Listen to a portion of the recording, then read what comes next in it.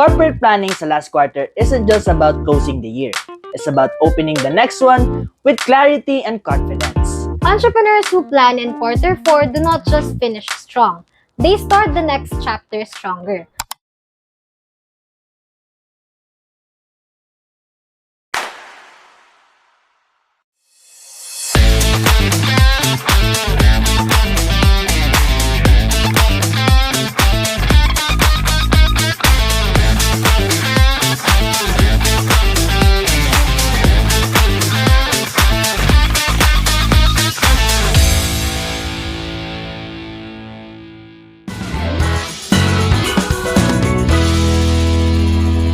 What's up mga kanego? Welcome sa isa na namang episode ng inyong favorite online show. Ito ang Startup, Now na, Usapang Payaman, Online Tambayan. You know what, Bri? Excited ako today kasi we'll talk about something super relevant, lalo na sa ating mga entrepreneurs. Corporate planning sa last quarter of the year. Nice topic nga. Kahit na madalas busy tayo sa operations, sales at kung ano-ano pa, planning at year-end is actually critical. Diba? Hindi lang kasi ito about sa pag-close ng books or pag-review ng targets. It's also about setting the stage for the next year para hindi lang tayo reactive, proactive din. This is truly exciting. Kaya naman, hindi na natin patatagalin pa, simulan na natin. First question, bakit ba importante ang corporate planning sa last quarter? Simple lang, kasi meron ka ng data for almost the whole year. Alam mo na kung saan ka nagkulang, saan ka nag-excel, at kung ano-ano ang market trends. Tama. Think of it as a strategic checkpoint. Kumbaga sa marathon, nasa last stretch ka na. You don't just sprint blindly. You assess kung kaya mo pang bumilis or kailangan mo mag-adjust ng pacing. Maraming nagfe-fail kasi they think a plan is important lang sa start ng business. Hindi na nila nire-review per year, kaya they don't recognize what works and what does not. What they don't realize is that yung last quarter, it actually gives perspective. Kasi parang hindsight and foresight combined. Next point of discussion naman, ano nga ba ang mga dapat lamanin ng corporate planning? Una na rito ang financial performance. Siyempre, you have to check your revenues, expenses, margins. Kung may shortfall, tanungin bakit. Kung may surplus, paano mo siya i-leverage? Kamusta ang cash flow sa buong taon? Kaya pa ba ng assets mo ang susunod na taon? Sunod naman ang operations. Efficiency matters, di ba? So ask kung meron bang bottlenecks. And what are you going to do about them? Meron bang mga processes na dapat nang i-automate? Meron bang mga existing systems na dapat i-alter? Remember, small inefficiencies can scale into big problems. Mahalaga rin pag-usapan ang market trends. Look at your customer behavior. Nagbago ba ang demand? May new competitor ba? May new opportunities? These things are important to determine how can we better our branding and positioning sa market. Next naman, ang team and people.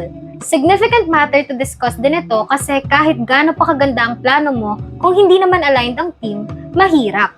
Year-end is the best time to realign, motivate, and restructure kung kailangan. I totally agree with you, Hannah.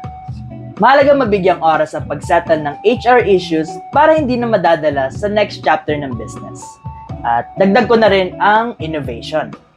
Entrepreneurs should ask what new product, service, or strategy can be tested next year. Baka naman kaya na ng business mo na mag-introduce ng change sa market or create a brand new something na a-attract ng demand. Mga kanego, dito sa startup, we believe that the future is not predicted, it is made. And tomorrow is not given, it is won by daring risks. Wow, that's very inspiring. But before we end our discussion, let us first give some practical tips on how to conduct corporate planning. Una, prepare your data. Second, gather your team and show them the figures. Discuss with them the wins and losses that the company has undergone throughout the year. Make sure to be transparent sa kanila and with the management. Do not overstate or understate the numbers. Correct. Next naman, set SMART goals for next year. Specific, measurable, achievable, relevant, and time-bound. Hindi lang increase sales. Dapat increase sales by 15% in quarter 1 through digital campaigns. Be specific para klaro kung ano ang gustong makuha at anong mga hakbang ang gagawin para maging reality ang objective na ito. Let me share as well the help that scenario planning gives. entrepreneurs should prepare for the best case, worst case, realistic case through creating multiple plans, A, B, C, and the list goes on. In this way, meron na agad kayong countermeasures na prepared kahit na anuman kahinatnan ng decisions taken. Next naman, ang budget allocation. Decide early kung saan mapupunta ang pera. Marketing ba? Product development? Expansion? Last but not least is reflection. Entrepreneurs with their team should ask themselves, are we still aligned with our vision? Kasi minsan sa sobrang busy natin, nalilimutan na yung bigger purpose and yung core values ng business. So to wrap up for you mga kanego, corporate planning sa last quarter isn't just about closing the year. It's about opening the next one with clarity and confidence. Kung gagawin mo ito consistently, you'll see na mas prepared ka, mas resilient, at mas visionary. Entrepreneurs who plan in quarter 4 do not just finish strong. They start the next chapter stronger. If you found value in this episode, please like, share, and follow our page for more practical business tips. It's been great hosting today's episode. I am Hannah. And I am Brian. We hope you learned a lot today. See you sa next episode ng Startup Now na, Usapang Payaman, Online Tambayan.